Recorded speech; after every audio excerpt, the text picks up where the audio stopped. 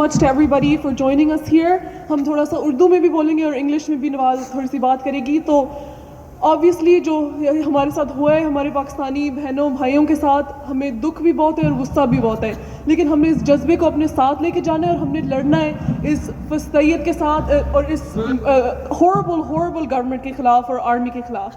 تو ہم کیا کر سکتے ہیں اس کے بارے میں؟ ہم یہاں پہ ہم احتجاج کر سکتے ہیں, ہم اپنے پارلیمنٹیرین سے بات کر سکتے ہیں, اور ہمارا جو ایفرٹس ہوں گے اس کا امپیکٹ بھی بہت زیادہ ہونا ہے. کیونکہ کیا ہوتا ہے, جو یہ لوگ ہوتے ہیں ہمارے کرپٹ حکمران اور ملٹری لیڈرز, وہ وہاں سے بھاگ کے یہاں پہ آتے ہیں, یہاں پہ پناہ مانگتے ہیں, ہم ملک کے سارے پیسے لے کے آ کے یہاں پہ یوز کرتے ہیں اور اپنا بس عیش اور آرام کی زندگی گزارتے ہیں. تو ہم نے یہ سب کچھ ختم کرنا ہے, ہم نے اپنے ایم پیز کو لیٹرز لکھنے ہیں, پٹیشن سائن کرنے ہیں, یہ سب کچھ بہت بہت ضروری ہے, اور ہم نے اس کام کو جاری رکھنا ہے اور ان پروٹیسٹ کو بھی جاری رکھنا ہے. And now just really quickly a message in English. For those who don't know, there was a massacre committed of peaceful unarmed protesters in Islamabad this week. And the government is now trying to cover it up. And so Pakistanis are gathered here in Canada to protest against this and also raise awareness with the government here so that they can use diplomatic measures to hold the government in Pakistan accountable and the military accountable as well.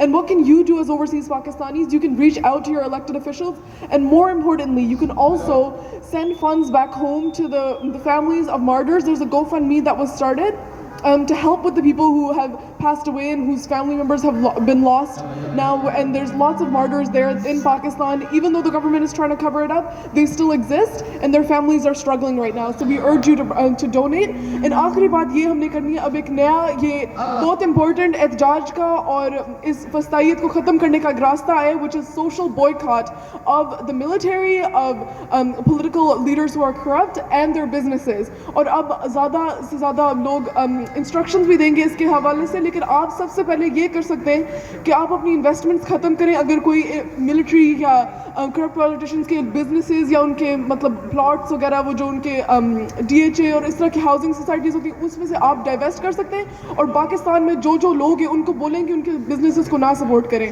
اور سب سے زیادہ سب سے آسان کام یہ ہے, جو ہمارے media outlets ہیں جو گورنمنٹ کے پروپیگنڈا کو اسپریڈ کرتے ہیں, ان کو آپ سپورٹ کرنا بند کریں, ان کے آؤٹلیٹس دیکھنا بند کریں, ان کے ڈرامے اور وہ جو ٹی وی چینلز ان کے ہوتے ہیں ان کو بھی دیکھنا بند کریں, بیکاز دیٹس دا بگیسٹ وے کہ وہ پیسے لے رہے ہوتے ہیں ہمارے نا. تو آپ یہ اب شروع کریں, ہمارا موقع آ گیا ہے کہ ہم ان کے اب فنڈنگ سورس ختم کریں, جو وہ فنڈنگ لے کے اب ہمارے پرامن احتجاج کرنے والے لوگوں کو وہ اب مارنا شروع کریں. So now it's time to protest in these methods as well, and we encourage you all to continue to protest and stand up against this fascism and human rights abuses that are happening in Pakistan. Thank you so much for listening. Pakistan Zindabad, Imran Khan Zindabad.